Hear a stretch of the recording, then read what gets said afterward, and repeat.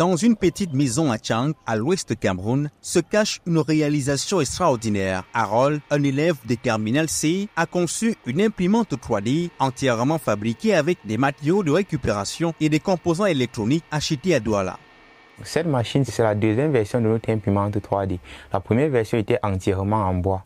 Sur cette deuxième version, nous avons utilisé les moteurs NEMA 17, une carte électronique RAMS et une carte Arduino Mega. Nous avons également utilisé des capteurs funk de course afin d'indiquer à la machine où il doit s'arrêter. Je me suis procuré les composants chez un vendeur d'accessoires électroniques à Douala, Uemosal. Mais également, j'ai dû recycler les alimentations des desktops, les fers de séchoir d'habits et autres, afin de concevoir l'imprimante ici. Parce que lorsque nous n'avons pas trouvé les accessoires électroniques ici au Cameroun, on a dû user de notre créativité pour trouver des solutions.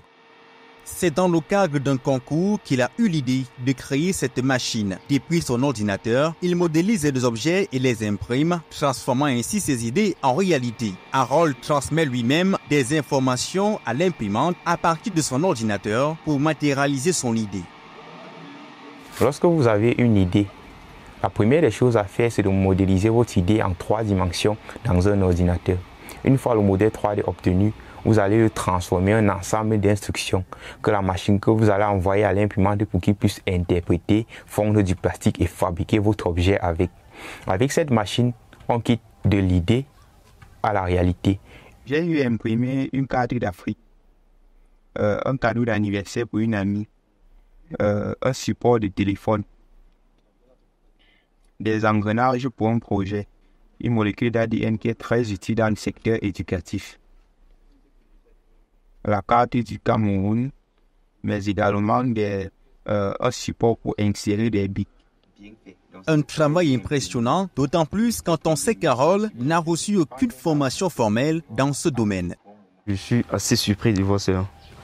C'est une chose que j'ai l'habitude de voir sur les cartes en fait. Sur la carte du monde, carte d'Afrique. Donc je ne pouvais pas imaginer que je pouvais toucher un truc matérialisé en 3D sur la main. Donc c'est vraiment très étonnant. Donc je peux dire que vraiment, c'est un ingénieur, ce Harold. Donc c'est comme s'il a fait une formation pour cela, pourtant il a appris tout seul, en faisant des recherches. Donc vraiment j'apprécie son travail.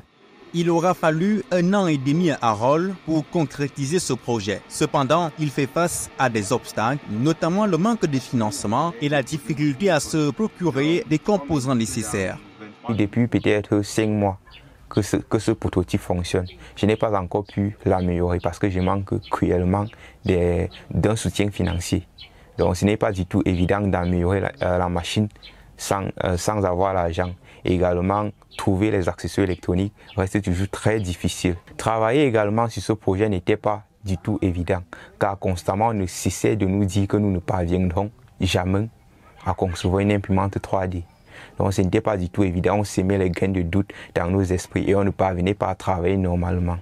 Heureusement, Harold bénéficie du soutien de personnes convaincues par son projet, comme Donald, qui a entrepris de présenter cette invention aux autorités locales dans l'espoir d'obtenir des subventions.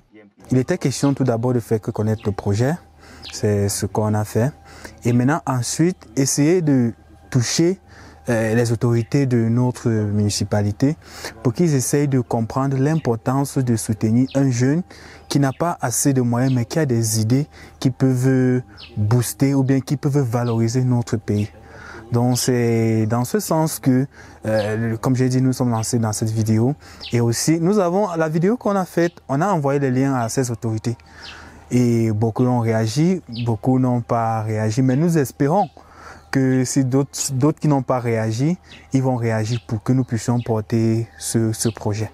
Harold reste optimiste quant à l'avenir de son imprimante 3D. En attendant de nouveaux soutiens, il se concentre sur son objectif immédiat, réussir son baccalauréat.